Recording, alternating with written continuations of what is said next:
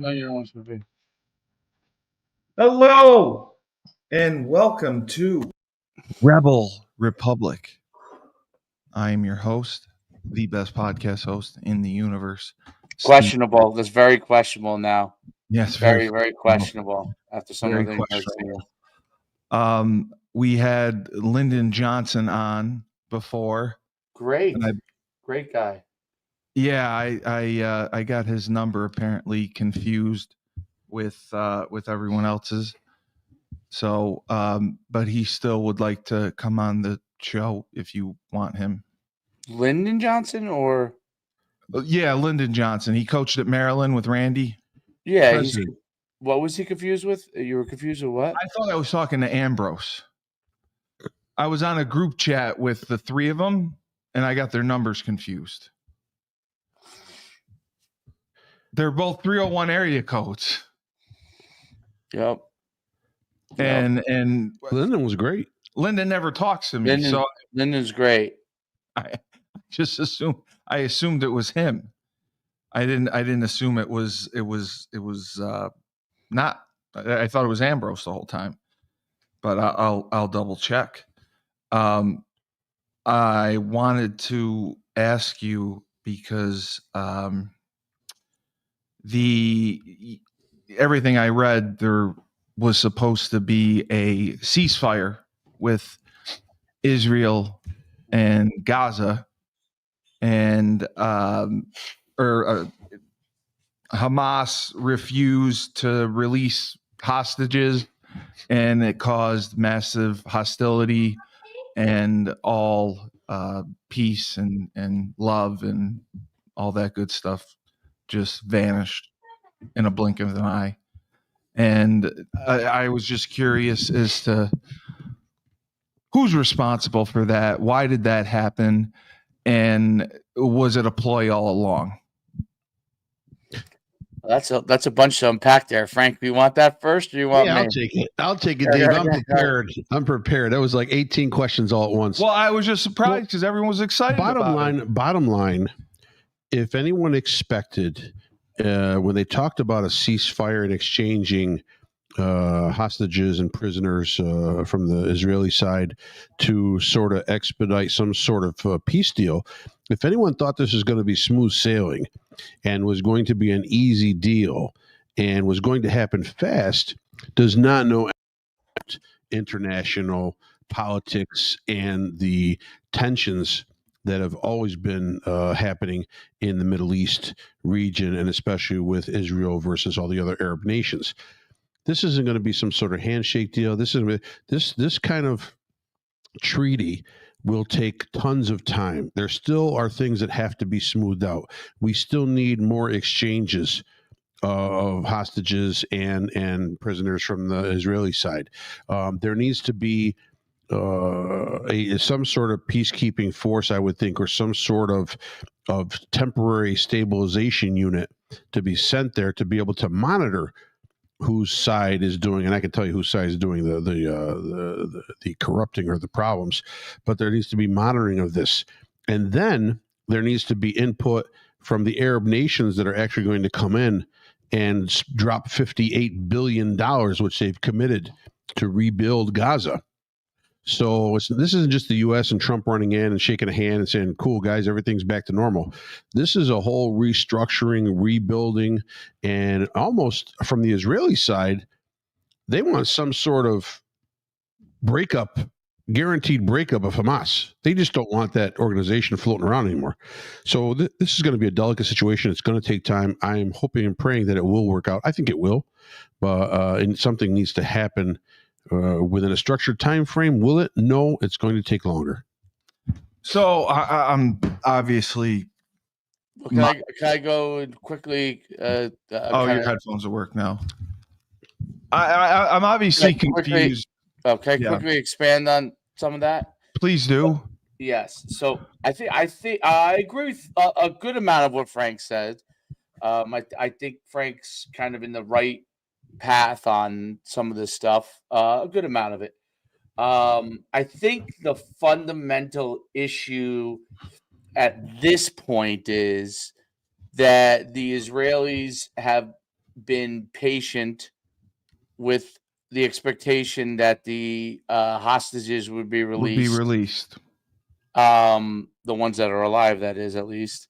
And nobody knows exactly. And they have a suspected amount from intelligence of who is and who isn't, but they did not come through in that bargain.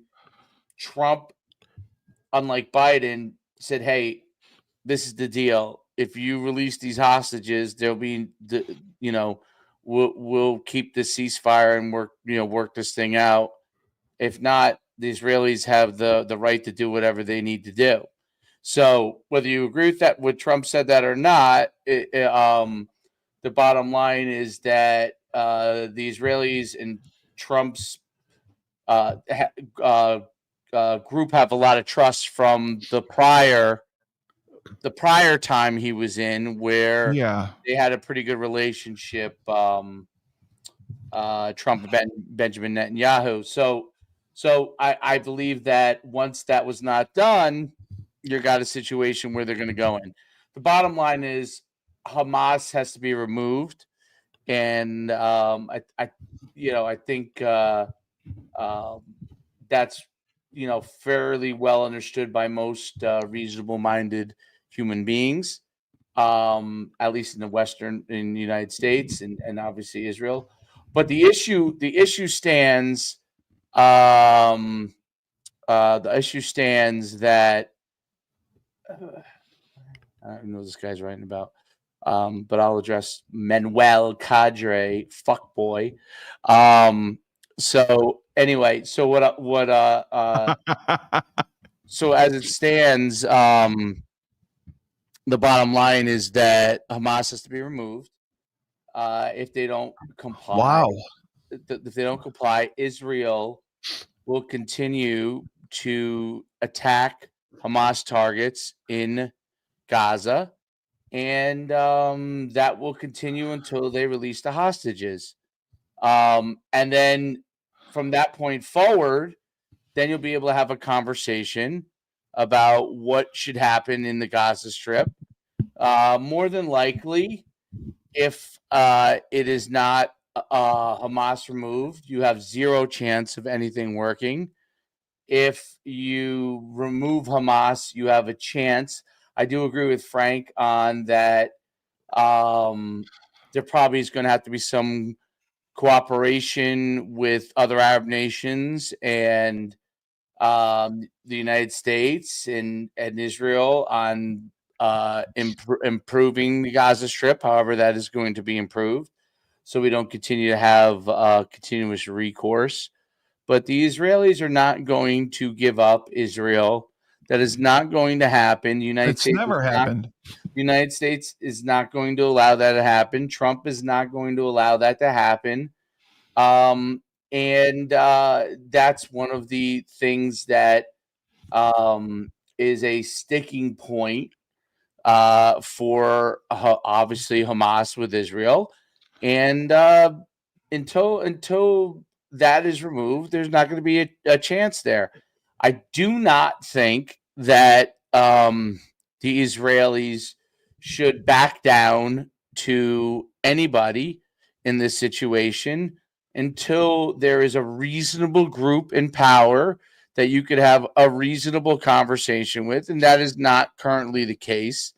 And it's very hard because now I'm not saying that Hamas didn't abuse it once they got into power, but Hamas basically did a situation where they were voted in. Now, I can't say that the elections were or weren't exactly the way they're supposed. I don't know any of that, but they were voted in, and then obviously once in power, they've slowly but surely created more of those issues. The problem that we have, at least from this standpoint, is that the Biden administration fucked this whole thing up so much. There's no other word for it. Between how he was going to figure it out. Oh, yeah. Muddling the two situations. Like, look, the Ukraine-Russia issue is one issue. The Israel-Hamas-Palestinian issue is a different issue. They have different issues in both areas, okay? And by conflating so much stuff together as to where people are like, oh, you supported this or you didn't support that, and you gave money to this or you should give money to that. Like, they're two different issues, have to be addressed separately, okay? And whether you agree with support financially or don't agree with support financially, you also have to understand the politics of each situation and how it will affect America. And Americans who don't understand now you could argue the value in the Ukrainian-Russian conflict of one party or the other. I'm not even talking about who's right and wrong in the Russia-Ukrainian conflict. I'm talking about the value in each country and what it represents to America's interests. You cannot argue that Israel and America are both democracies that have and republics that have a valuable interest to both parties. Long-standing relationship. Okay. And like I said, you could argue, like, there's a lot of people that think the Ukrainian government's corrupt. Okay. I believe it's a corrupt government. I'm not saying that the Ukrainian people are corrupt. I'm not saying that at all. I'm not saying that they should have been attacked. They should not have. But there are two different types of issues in each thing, and they have to be addressed separately. Okay. And for people who are Islamic, who are of a position that they support Hamas, my question always is, what is it you support about Hamas? Is it the kidnapping of people? The beheading? They'll say, oh, the Israelis are doing that. They are not openly attacking citizens and going and raping and killing and beheading people. They are not doing that on a regular basis. Okay. So Manuel Cadre, I don't think he likes us. He said, let's call a spade a spade. Both Biden and Trump are jokes. The real issue of what we have going on here is the simple fact that our House of Representatives is owned by a foreign lobby. Is that possible? How can our House of Representatives be owned by foreign? I don't think that's the case. They're talking about APAC money. Oh, okay. Probably. And he also says, do you really think foreign lobbyists? I think he means foreign lobbyists. Lobbyists, he's saying. Okay. Yeah, but is that possible? Do we have foreign lobbyists? Well, there are foreign lobbyists that politic for different countries. Yeah, just like there are for corporations that lobby for different countries for different things. I mean, you have lobbyists. Okay, what's the right? My eyes are. Oh, so Manuel is very passionate. He says it's Marine to you. I'm sorry, Manuel. Marine Manuel. Do you really think, Manuel? Yeah, okay. Do you really think that Israel should even get a say about what happens in the Gaza Strip? At this point, neither Hamas or Israel's government is fit to care for their own people. Hamas and Israel's government are a danger to their own people. On another note, you do realize that a lot of the Palestinians in the Gaza Strip are descendants of the 750,000 people who were expelled from the north, right? Yeah. I'm just curious. Yeah. Did any of you serve overseas, or have you just traveled? So are you calling us pussies and cowards? No. Here's the thing, Mr. Marine. Here's the thing. Service or just because you're a Marine, it doesn't make you an understanding of exactly what's going on. He's very angry. I'm glad you served. Thank you. Here's the problem. There will never be a two-state solution. You will never see Israel vacate the Middle East. Well, it's been a holy war. So give me that's just what it is, and you can go back and pull out scrolls and scriptures and readings of who was there first, who was there second, who founded this, who got pushed out, who got sent in, who got brought in. But bottom line, the lines right now have already been drawn up, and Israel is going nowhere. The two-state solution will not happen because the Arabs will not accept the two-state solution. They say they will, they won't. Okay, so where do we go? Please, Manuel. So please give us a solution then. What is the solution besides saying Israel's not going to leave? And the Arabs are not going to give up the fight as long as Israel's there. He says it's not the Palestinians' fault. No, the Palestinians are called. No, but Hamas is in power of the Palestinians. Right? They voted Hamas in. Maybe they had no choice. Maybe they had guns to their heads. They voted Hamas in. We don't know. But here's the thing: how can you back? Back a group of people where their leaders are in Qatar? They behead their leaders. Their leaders are not present. Right. They're in Qatar. They're in the safety of a different nation. How Israel hasn't sent headhunters out to Qatar in order to whack these people makes no sense to me. Some of their leaders were expelled from Qatar. If I'm not mistaken. Now, where's Qatar? Did they move them? Did they move them to Dubai? I don't know. I mean, come on! All these Arab nations are a joke. Is Qatar an island? No. It's a peninsula. It's a peninsula. Well, peninsula is an island. No. Is the peninsula the one that's surrounded by three bodies of water? Yeah, think about Italy. Okay. All right, thank you. No, I'm just trying to learn. I'm sure you are. So he said that there seems to be a misunderstanding that Israel is running to Daddy America. Are we? Is Israel? Are we daddy to Israel? No, Israel to the United States serves a purpose. If Israel was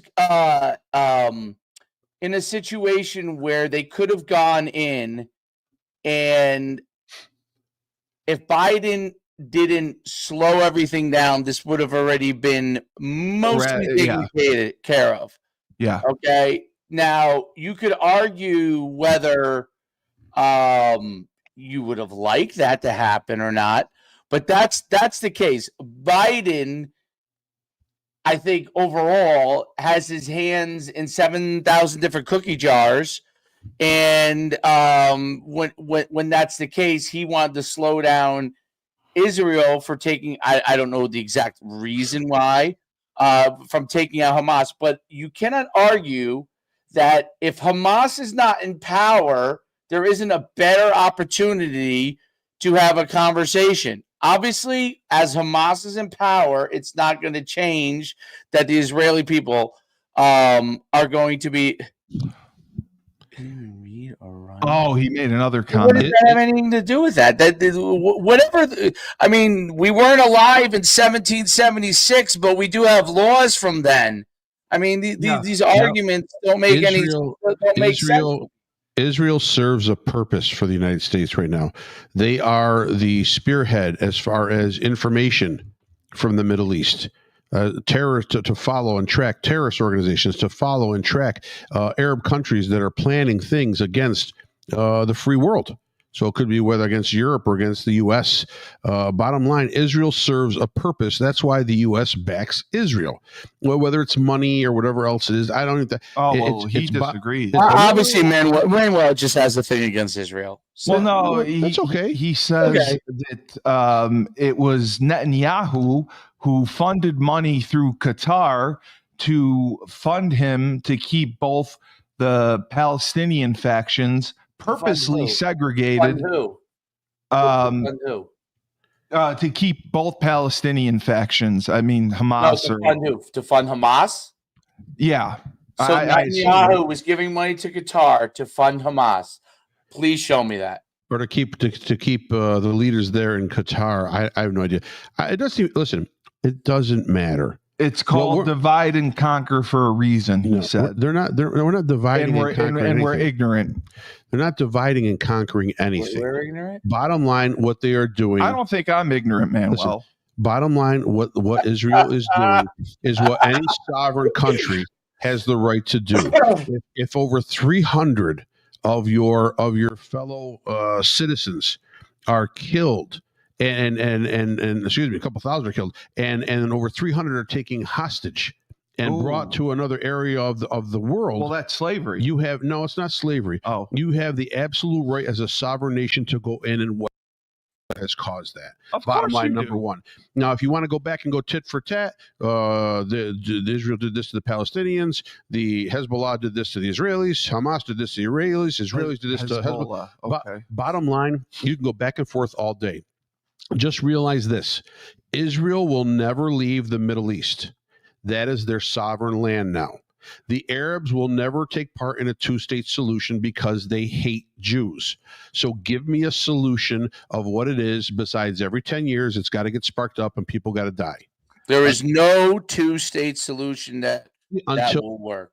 Until the entire Middle East backs off on the thought of the hate of Jews, then this will never. Once the Arab nations come together and decide, and I don't know that they're ever going to change their mind in that aspect. No, there's too far of a divide. Right. No, we thank you for the conversation. We wish you the best. He says this. We don't need to go out anymore, Manuel. Thank you very much. We appreciate it. I appreciate your input. Yes, your input is valued, but I am not ignorant, just so you know. You can call them ignorant, just not me. I wouldn't say that. Dave, I wanted your opinion because I read this and I was very surprised by it. President Trump removed Secret Service agents from Joe Biden's children. Do you think that was necessary? Do you think that's too much? I personally think that Hunter Biden needs the protection. I don't think you should pull his protection. Well, okay, if I can answer that real quickly, I think that Hunter cannot make cocaine transactions while the Secret Service are protecting him. Well, so bottom line, you need to lower those guards so Hunter can go around and do his business. I mean, that makes total sense. Yeah, but I mean, normally, like, does Chelsea Clinton, did she lose her Secret Service people? I don't think she lost her Secret Service. So you think it's just like more personal? Listen, here's my opinion. I don't know anything about the situation. I'll just give you a blanket opinion. I know zero about it. Okay. Secret Service protection is a thing that I think, unless I'm wrong, that each one of the families seem to have. Okay. So I don't know anything about this topic because I haven't read anything on this or not. So if what you're saying is true and Trump removed that, I don't think that's a necessary thing to do. I feel like that, to me, and I don't know if it's just this is actually true. You're reading this to me. This is what you're telling me. I'm reading it off of the news site, Fox News. Okay, that's why I was shocked. I think that's an unnecessary thing to do. Yeah, I agree. So there are things that are much more important for Trump to take care of than to worry about that. So, like, and I'm obviously a huge fan of Trump. Dave, I don't think he was worried about it. I mean, I think someone probably walked into the room and go, Mr. President, want to get rid of it? Secret Service detail for Hunter Biden and the rest of the fuck him. Next. That's hilarious. Yeah, maybe that is the case. Yeah, minor details, minor things. Yeah. Manuel's not I don't think it's necessary. I don't think talk. Let him type. I think it's fun. You know what? I'm glad he's passionate. Absolutely. He may not agree with us, but he's passionate. Absolutely. As far as I think one of the other big things, I don't know if you have this on your thing, that I think is interesting. Trump deporting the over 200 of the Venezuelan migrants. Yes. That I seeing them get deported, and criminals that have been running around rampant in our country. Yeah, and taking over cities left and right. Yeah. You know the breakdown of that story, right?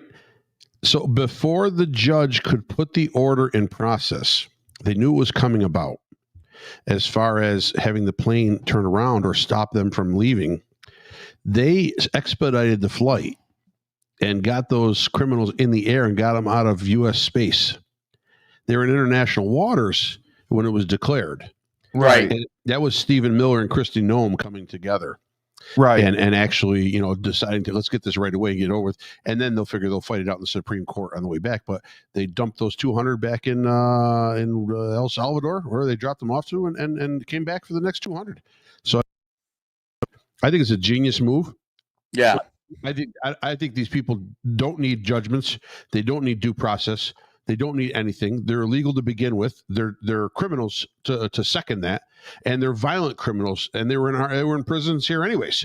So bottom line, round them up, get them out, get the plane back, keep it going. All I want to know is what time the shuttle leaves to El Salvador. That's it. What do you think of this? The DOJ apparently had a filing that came shortly after U.S. District Judge James Boasberg ordered lawyers to court Monday for a quote unquote fact-finding hearing involving Trump's use of the 1798 wartime era Alien Enemies Act and whether the Trump administration knowingly violated his earlier court order blocking the Trump administration from invoking the law to immediately deport Venezuelan nationals. That's what we're talking about right now. That's the whole gist of it.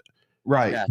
They came down with that order. They got him out. They got him out of international space, so it didn't count on that. Testify. Right. Not testify. It's just those criminals are gone in international waters. Whatever they tried to pull out doesn't apply to them. They're done. They're out. Now, the next group that wants to get out, they're going to have to argue that, but they'll argue that in the Supreme Court. They'll get that right away. It'll go to the Supreme Court. It will be bounced on its head quicker than you can blink your eyes. It has to be, because bottom line, it is an existing law. Bye-bye, migrants. Bye-bye. No, it is an existing law. The hardworking people that are coming across legally, that's not a problem. Even the ones that are here that haven't reported but are working and are good citizens, haven't hurt anybody, that's fine. But you've got people coming into this country over the last 4 or 5 years. It's been a stream of people brought in, and we welcome them with open arms and give them money, give them shelter, give them assistance from the state and federal government. It's an embarrassment. It's an embarrassment to the American citizen who's struggling, trying to make ends meet, trying to get their life together, and the government's helping these illegals who are dangerous illegals faster than they're helping the Americans. Dave, do you know a Jack Costin? No. Oh, he keeps asking if you can see him. No, Jack, he can't see you. He can only see your comments, just so you know. I wanted to get your opinion on this because I heard about it earlier and I just thought it was complete. Can you please explain what? Stop reading all the stupid comments that people write. I don't give a fuck what these people I know. Okay? Stop reading them. I'm not going to read anymore. If something you see that's interesting, obviously read it. If it's just somebody commenting something, you're giving a platform to people it's ignorance. who have no platform. It's ignorance. An Illinois mother has filed a civil rights complaint with the Justice Department after claiming that school administrators attempted to force her 13-year-old daughter to change in front of a transgender student in the girls' locker room last month. It caused severe trauma and PTSD. There's a Board of Education meeting for the Deerfield Public School District claiming that the incident took place and the daughter refused to change into her uniform during, obviously, physical education because a biological male student was present at the time. And she was chastised for doing such a thing. Well, and this is just going to continue to grow. If you're gonna honor someone thinking that they are the opposite of what they are, then you've got to honor the young lady who said, "I don't want to change in front of them." I agree. Everybody's wishes should be honored. Then I agree. How can you force one to do one thing and the other one you just allow to happen? It's hypocritical. Well, it's 100% hypocritical. What it is, it's soft coerced, brainwashed, liberal, way left liberal thinking. It's got out of hand. 5% of the population, we're coddling to 5 to 10% of the population that believe in this shit. And I'm sorry. Yeah. If listen, you want to be a transgender, I don't care. But this is a 13-year-old girl. I understand that. You're a 13-year-old girl. I'm just saying, if you want to be a transgender, that's fine, all that. But you can't push that belief onto me or onto anyone else that won't back that. No. Okay, so you're going to have to live in your own little bubble a little bit. No one's coming to persecute you. But bottom line, you're not going to be able to impose your thought process, right? Which is a mental. For me, it's just a mental imbalance. It's a mental illness. You're not going to be able to push that on me or anyone else that I know. Yeah. All right. So we can't honor that. I apologize. So bottom line, I'm not going to have my daughter change in front. I don't have a daughter. I've got a son. But I'm not going to have my daughter change in front of a guy who's thinking to be a woman. I just can't believe she's taking. It's outrageous for this. It's outrageous, and it's that school board liberal college upper higher educated mentality that they've been brainwashed. We've had 3-4 generations of our adults that have been brainwashed with higher education, 8, 9, 10 years in college to get these educations that don't tell you shit about real life. It's all fantasy land. They're all living in fantasy land. That's it. I want to get a flight there. And any flights to Fantasyland? Fantasyland? Yeah. Just walk outside the door, take a few steps. There's always somebody trying to blow shit up your ass. Dave, what are your thoughts about this? I mean, this lady, the girl and her mother are getting flack from the school because she refused to change in front of a biological male. She was visibly upset. She was disturbed. She cried, and nobody really helped her. It's moronic. I don't even know. It blows my mind. Crazy? When I see all these comments, okay, there are things that are logical that people can debate argument-wise, okay? Sure. There are things that are illogical. Yes. This is among, by far, the most illogical things. And there's a lot of illogical stuff, and we just touched on some of the illogical things. This is another one. The left is filled with complete nonsense and bullshit. They feed their own bullshit. Everybody should walk around kumbaya and get along. Okay? Well, guess what? This group hates that group. And that's blah, blah, reality. blah, blah. Yeah. Like, you know what? Like, LBGTQRSTUV, okay, those people are nice people. Well, guess what? A lot of those people are fucktards too. Okay, there are plenty of good people that are LBGTQ whatever, but there are plenty of fucktards too. They're not immune.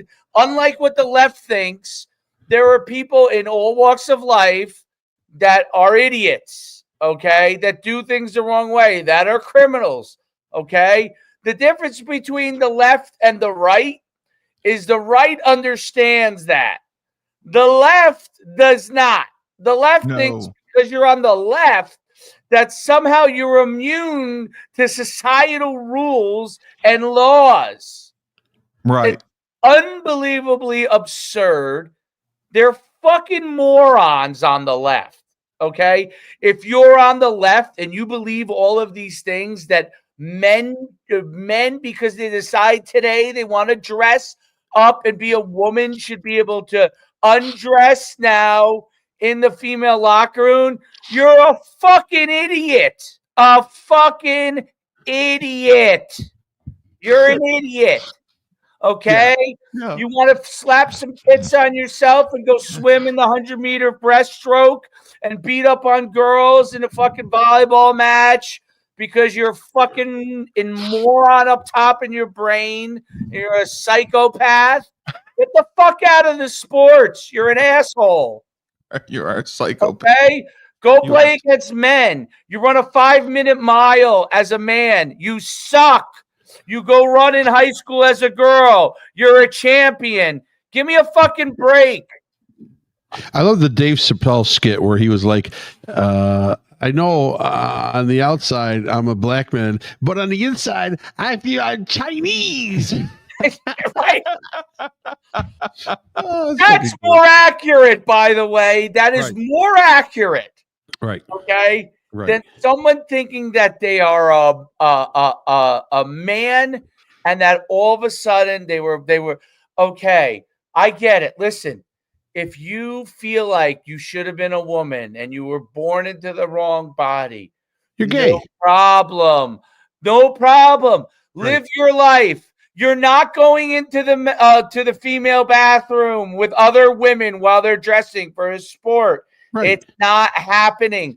You're not swimming in the 100 meters as a woman. You're a fucking man who has decided you're a woman. Now, listen, I'm not telling you can't be a fucking bird. Go be a fucking bird. Okay? Yeah. Go be a fucking bird. Yeah. I mean, Yeah, give me a be a break. I'm not furry. telling you can't. You just can't go into the female locker room and start wearing feathers, okay? And flocking around because you're not a fucking bird. No. Flocking around. No, you can't. Dave, have you heard of Hunter College in New York City? Yes. Okay. Did you hear that they are basically reworking Palestinian studies professor job after Governor Hochul? She's one of my favorites. She directed the City University of New York to take down its posting over anti-Semitism concerns. All right, Governor let's Hochul. repeat what you read there because I'm confused by what you said. You said they took down a posting of a Palestinian what? There's a Palestinian studies course offered at Hunter College, Okay. and there's a job opening for a professor. And Governor Hochul made the university take down the description for the position of the job because she feels it's anti-Semitic. I didn't see that. What's the description say? It doesn't say description of the specifically. Come learn the hate of Jews and the plight of the Palestinians. Yeah, yes. If that's the case, then yes, take the job description down. Join us in room 236 this week as we bring to you Yes. Palestine. Teach you how to protest and run around and yell Hamas. We seek a historically grounded scholar who takes a critical lens to issues pertaining to Palestine, including but not limited to settler colonialism, genocide, human rights, apartheid. That's it. There you migration. go. You're talking about colonialism, genocide by Israelis. Is that anti-Semitism? These are the barking words for we hate Israel, we hate Jews. You know, right? Listen. So again, you think she's right? You in want to doing go that? study Palestinian studies? We'll bring you over to Gaza. We'll put you right fucking there. Absolutely. And you and Manuel can go and study fucking Gaza. That's it. Absolutely. Fantastic. So you think she was right to do that? You think that you think that it was anti-Semitic? I think she's doing that under pressure now. She did have a meeting with Trump. She did have a meeting with Trump a couple days ago.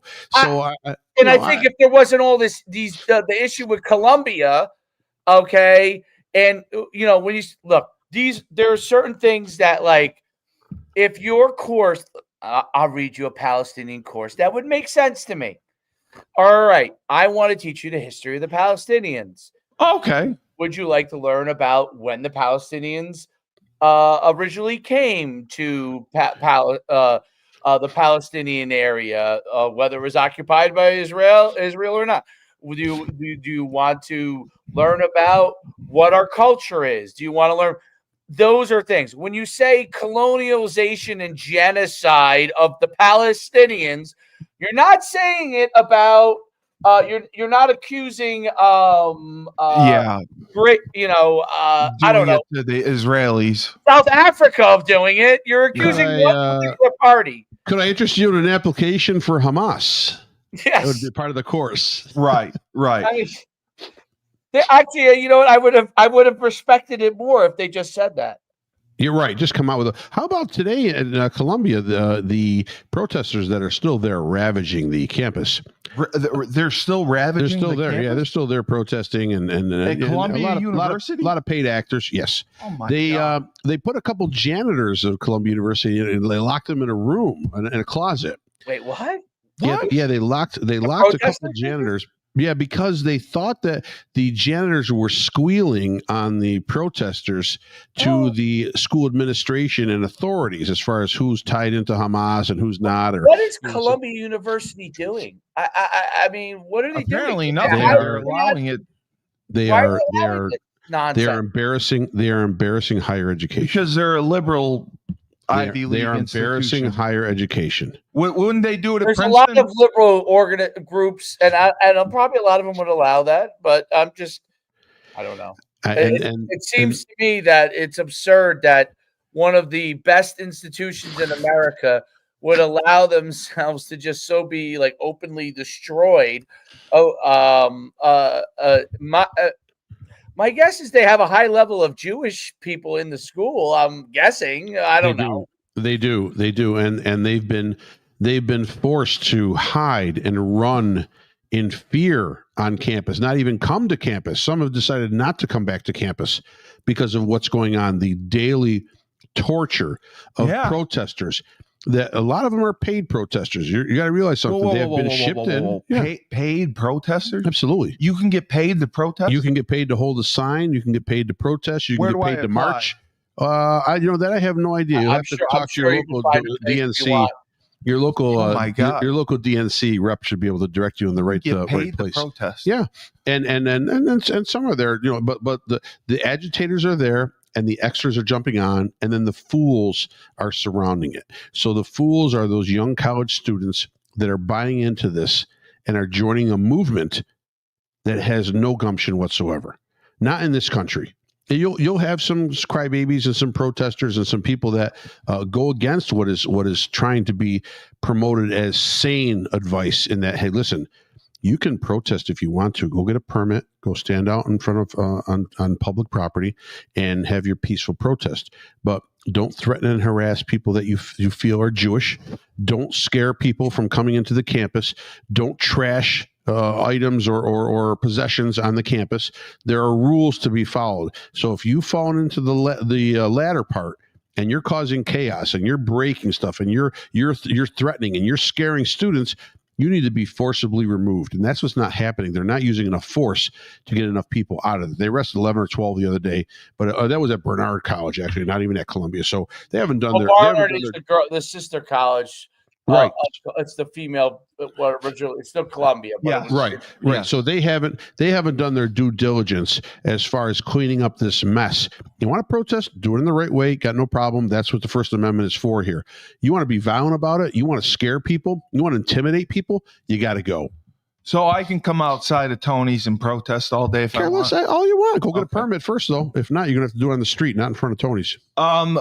Dave, would you say that Israel Tony's has a shotgun just in case you won't remove? Better be careful. If the windowsill opens, I would duck. Would you say Israel was a nation founded on blood? I'm not even gonna entertain. Well, I think all nations are founded on blood because they win wars to win their freedom. So it's perfectly normal to have wartime actions, and of course, blood is going to be spilled. Israel was your birth built on blood? Founded on blood? When you came out of the womb, was there blood? I'll ask my mom when I get home. It's the doctor. That's Dr. Kevorkian. Yeah. Israel was founded, by the need for relocation of millions of Jews that had gone through 6, 7, 8 years of physical and mental and economic persecution in Europe because of Adolf Hitler. So bottom line, they had millions of Jews. Where are we going to send them? Well, England owned Palestinian land, Israel. What is Israel today? So they decided we're going to move them back to their native. This was also claimed as their native land. So they moved them, relocated them there, and that's where they ended up establishing their own sovereign nation with the help of Great Britain. But bottom line, it was all done legally. It was all done with a purpose and a need. Okay. And this is what led to, or leading, or led to this great Arab-Israeli struggle. The Arabs feel that they have been invaded by Jews who are illegally there. They feel like they're the illegal immigrants. And bottom line, that's where they were put legally by the British government. You know what? Hey, listen, there should be a holy war against the British government, not against the Jews. Right.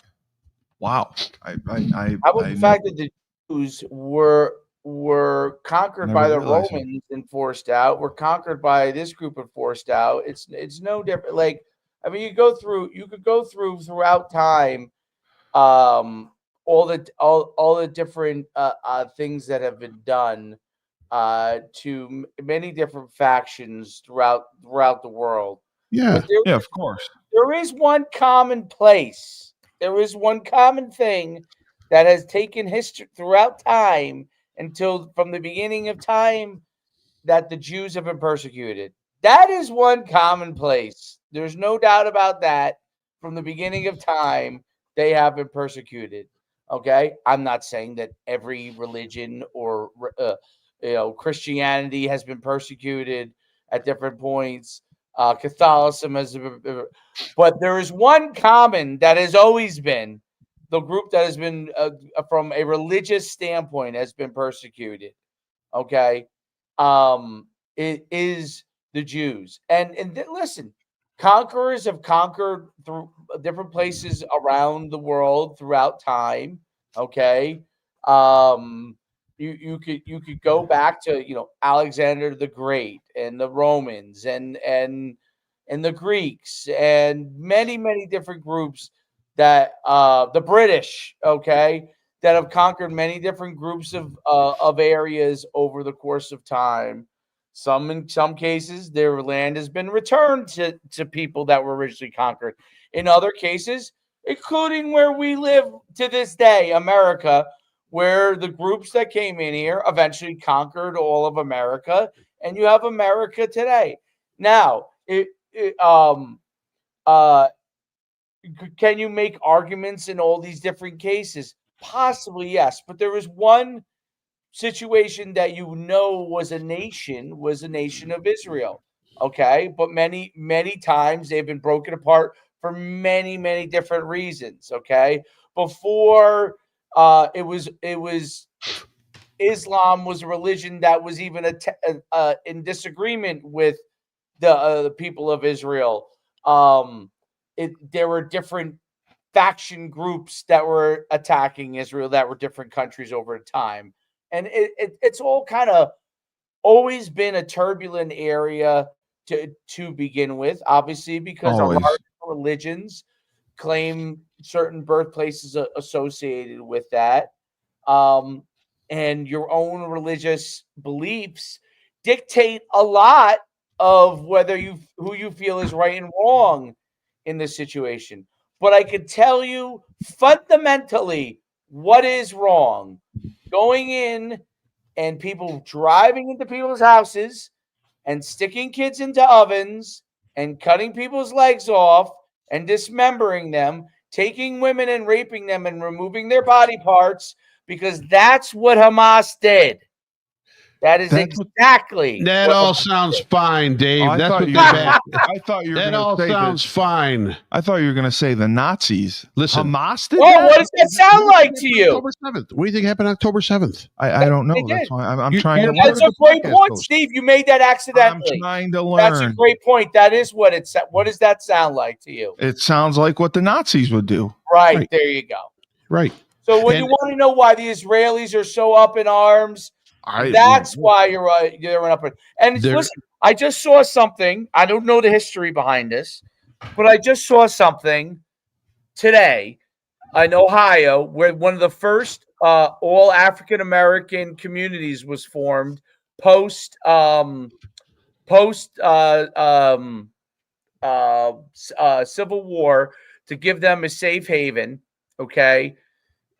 Neo-Nazi groups marched through the town, and then these almost all African American community, and they formed their own groups to help people go to school so they feel safe. Armed groups, almost like an armed militia, right? And I thought to myself, you know what I thought? I said, if this is indeed happening and the neo-Nazis and then the KKK is marching through and making those people feel unsafe and they want to have their own militia, who does that sound like? To be able to protect themselves within their community? Good for them. Good for those people. You know what? You want to fuck with them in their town? The neo-Nazis want to fuck with them? Good. The people from the African-American community will protect themselves if the police don't want to protect them. And that, like, I'm a big believer, and that's what Israel's doing for themselves. And that's a big believer if groups are doing that. It's the same thing when groups were roaming around during COVID and they wanted to people, and I'll use Seattle as an example, the whole craziness with Seattle that was going on and this little formed nation these people formed and all this nonsense. And then they wanted to go strut into a suburban town that was on the border of Seattle. It's like right on the border, a pretty wealthy suburban town.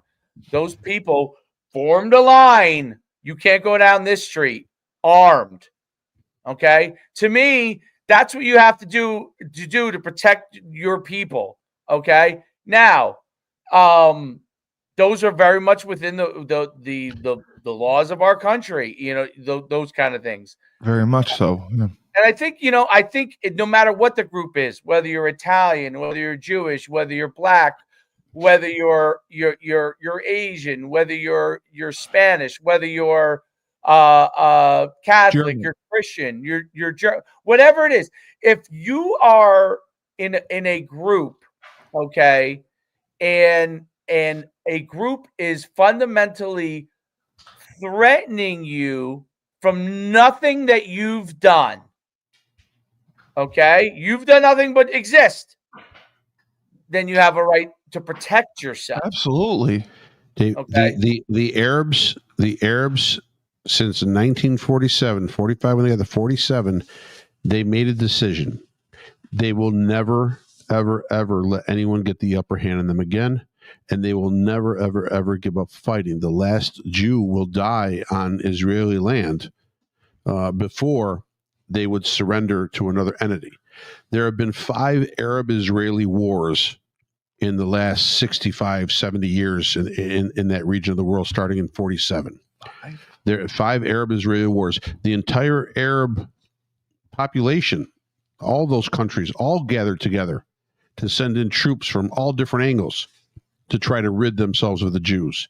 And they were unsuccessful 5 different times.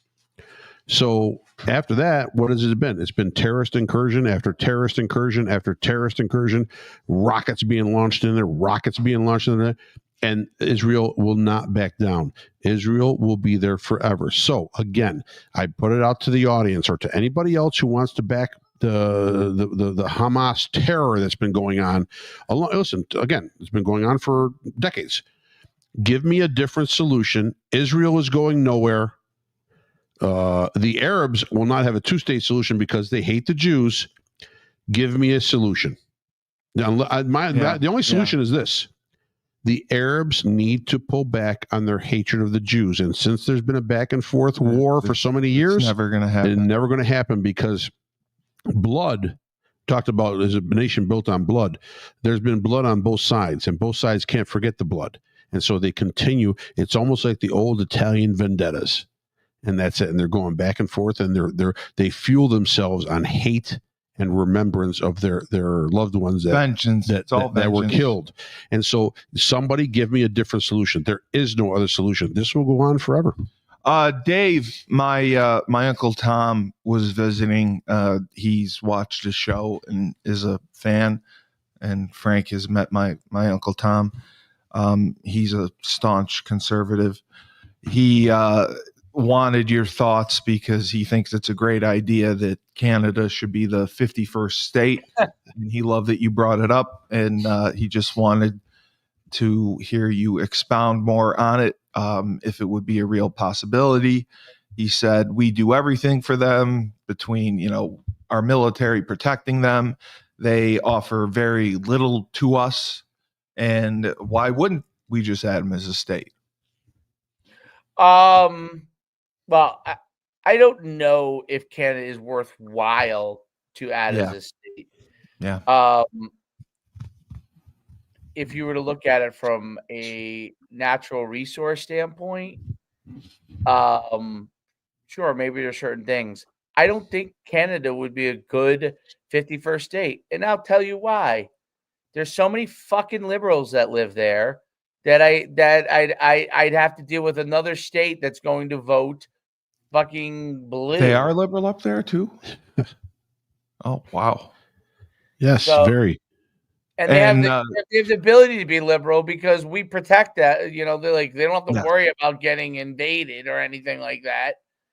You know, listen, Trump has a lot of flaws. He brings up some of these things in jest. It's interesting that people take offense to it, like the Canadians. Like the Canadians would have a fucking say if we wanted to have them as the 51st fucking state. I mean, that war would take one day. We would walk across, we would take the state of Canada, and they would be Canadian state of America. Give me a fucking break. Like, get a clue. Get a fucking clue. Same thing with Mexico. That would take 45 days because it's a language barrier. Take 15 and the cartels would be shooting too, so we'd have a little resistance. Yeah, we'd have a little more resistance, right? They would be well. My thing is this with Canada. Canada is hockey. a very small. Yes, Canada is a very small blip on the radar screen to us. Their dollar is worth 65 cents to our dollar. Their cost of living is through the roof right now. It is. They pay 55% in taxes. They want to talk about their medical system being fantastic. It doesn't cost them anything. Well, you can't get an appointment for 9 months to 2 years. Yeah. Okay, and then you're limited in who you can see. Okay, so don't tell me how fantastic it is when you can't get in. You're going to die before you see your doctor or have the surgery. Okay. I've heard Canadians say that their system is better than ours healthcare. Not that ours is great. Okay. Right. There is a problem with healthcare as a whole. Correct. I 100% believe that. I don't think I know the exact solution to this. No. It's a difficult problem that's gotten out of control. Right. I don't think the solution is what Frank just said. Us having to wait 2 months to go see a doctor for fucking gonorrhea. Okay, give me a break. Like, why does it have to be gonorrhea? Are you trying I do never get your attention, Steve. We're just trying to say the things you've had in the past. Just make sure you're awake, Steve. Just want to make sure you're awake. Yeah. No, but the housing situation. The regulations they have in that country to build alone prohibit them from building much needed housing. So their youth cannot, but number one, their youth cannot afford the housing. Their home cost is much higher than the U.S. Is it because of materials? No, they have the materials and all that. It's just the regulations, right? And the loopholes and everything that they have to go through. And then obviously it's the cost of living being higher. So everything costs a little more to build. They have a housing issue. They have a medical. For me, they still have a medical issue with their coverages. They have a taxing issue. If you're taxing people over 50%, that's an ungodly high. That's a European tax rate. Everybody's smiling over in Europe too. They're smiling over Europe, and they're getting ass ran for 55% on their money on every dollar they make with no lube. Listen, I don't know what they use in Europe, but bottom line that, and also their money, Canada's money, has no value. No value. Yeah. So what? Why would we want them? What are they going to give us? Nothing to the table. What are they going to give us? We do a lot in trade. They're just more people that we have to take care of. We do a lot in trade, and the trade imbalance is upside down. We're upside down in the trade war. Why do we want to be upside down? Better than us. And I guess now our trucks are going to go up 15% or something. Yeah, let it go up. It's all right. We're going to outlast them. Well, we're going to outlast. Open up Pittsburgh again. People want to work. Open up Ohio again. We'll make steel here again. Absolutely. You don't want to make the trade imbalance fine? We'll make steel here again. And what's come down the last month? Egg prices have come down. Gas prices have come down. He talked about this, about lowering things. These things are lowering. Milk. And there's they've across the board, many items have come down in price from where they were when Trump came into office the first day. Okay, so, and many of these things were inflated because Trump came into office, because a certain segment of the country just hates the policy and hates the man, and they're going to keep that. They don't. It doesn't matter about profit. Some people do it for spite. Right. But I can't remember if it was my mother who brought it up. Wall Street, though, hasn't corrected itself yet. Correct? No, because Wall Street is going to tell you that they are always hesitant with the uncertain. Oh, so okay. his screaming of tariffs is really putting the stock market a little hesitation, because people don't know where to put their money yet. Right. By April 2nd, right. By April 2nd, companies will know where to put their money, because that's sort of a deadline to where all the tariffs are going to be either going to land or the implementations are going to happen. So bottom line, that's sort of a cutoff point. Okay. And then companies will feel a little more confident. No matter where it is, companies are going to feel more confident. They're going to feel more confident about investing in a country that's investing in itself. Right. They're going to be able to make more money with smart decisions and with American labor. Is the labor going to cost a little more? Yeah, maybe. It definitely will cost a little more than subbing everything out to another country. But quality of product will be better. More trade internationally will be better, because we're going to be sending other countries desperately needed products that are going to be better than what they're buying right now. There's going to be a higher rate of employment in this country with better paying jobs, because these manufacturing jobs, factory jobs, are not going to be cheap.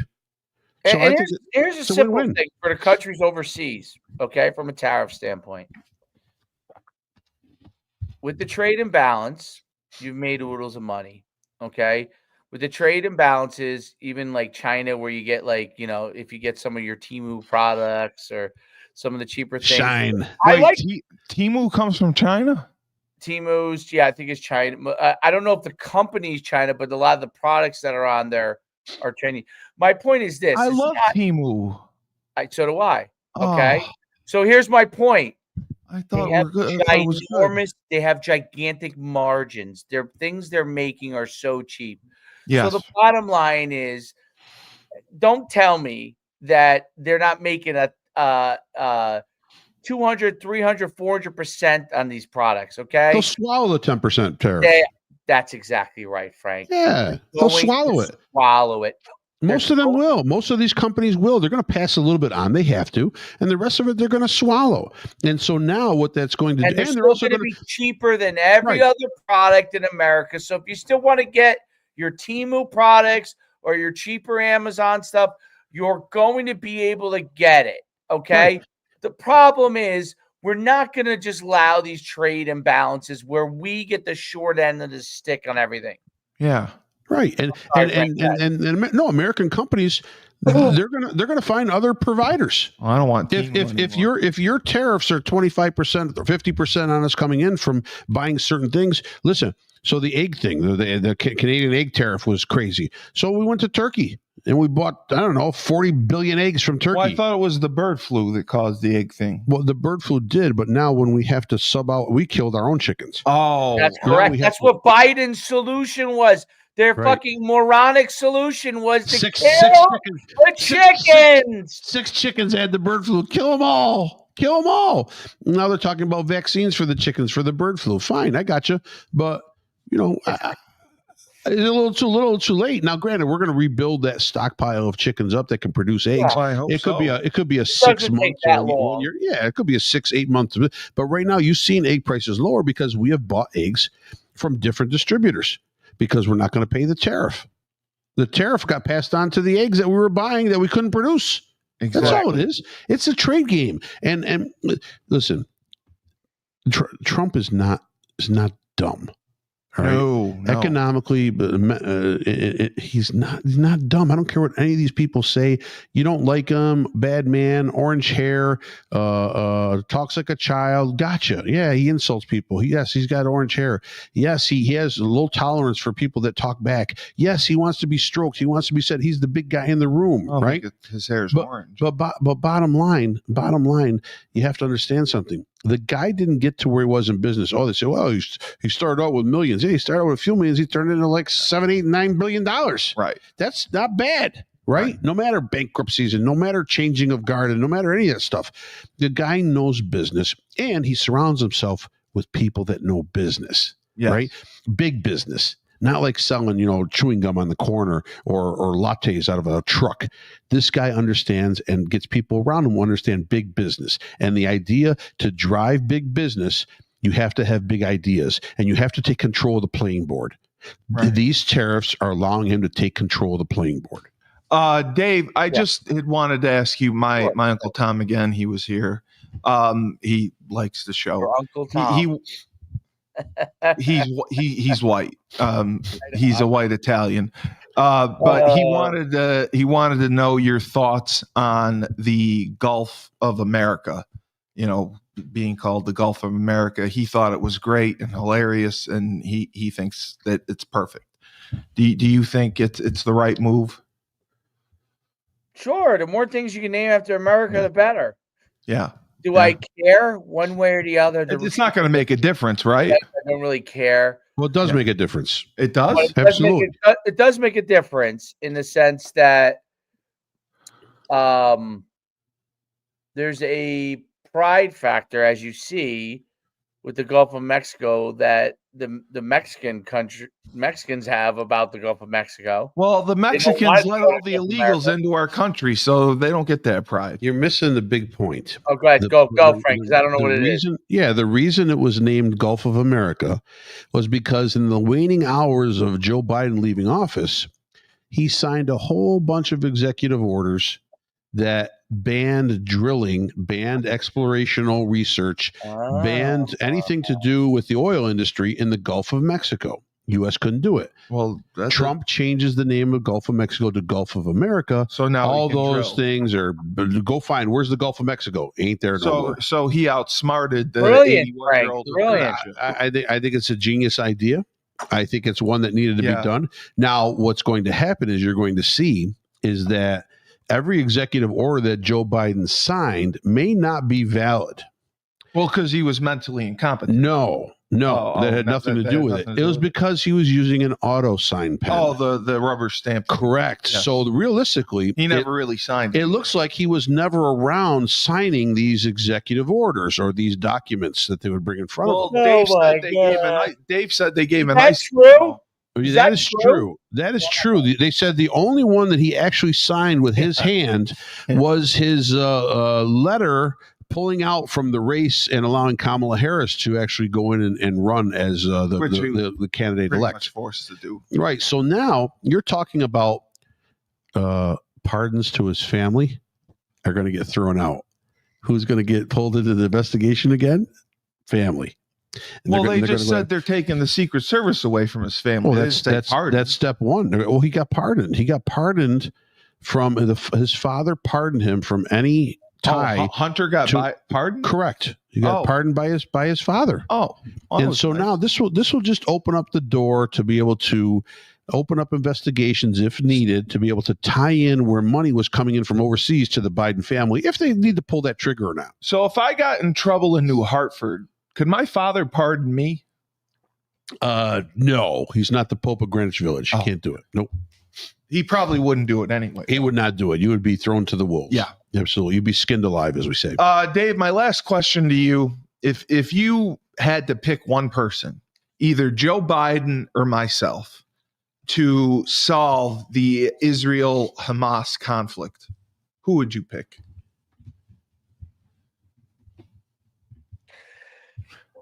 Well, it definitely wouldn't be Joe Biden. So it'd be me by default, basically. Yeah, can't be him. It can't be him. I could do a better job than Biden. You don't even know what's going on. Neither is Biden. You know who I would solve? You know who I would choose? I would not choose. Well, let me put it like this. Steve, you'd have to get more educated on the topic, and I don't know. I would though. I try. I don't know. I don't know exactly where you stand, but I can tell you this: even you not knowing very much about ins and outs of it, I would believe at worst you would go into it naive and fuck it up from your naivety, whereas the Israelis would clean that up for you, because you wouldn't know what the Yeah, fuck's going on. They'd cover for Whereas him. Biden will purposely stop any possibility of a solution. Right. It And almost- just make it worse. It'd almost be better to have you in the case that basically, if you didn't know what you were doing, you would be powerless to stop anything. So, it would end up being a situation where They would just bring in Joe to auto sign the document. That's it. My uncle was the county legislator. The lady who took his spot decided not to run this year. I want to run for county. I also would be hopeful that your dad would step in case of incompetence to take over of power of attorney, and then make some good decisions. Yeah, he may already have that. I'm not sure exactly. Okay, there you go. Perfect. Then you know what? I definitely would go with you. My son takes the 5th. All right. Well, another banner episode of Rebel Republic. And thank you, Marine Manuel, thank you for coming on. There's a couple other people that commented. I don't know if it was bad. There was a lot of comments. There was a lot of comments. But Manuel was definitely the most prominent. Manuel was on fire, man. He had some passion. So for the voice of reason himself, Frank Cristiano. That is me. And the coach, David Schumann. I am Steve Cully, the best podcast host in the universe. Remember, when life gives you lemons, don't make lemonade. Take 2 oranges. Throw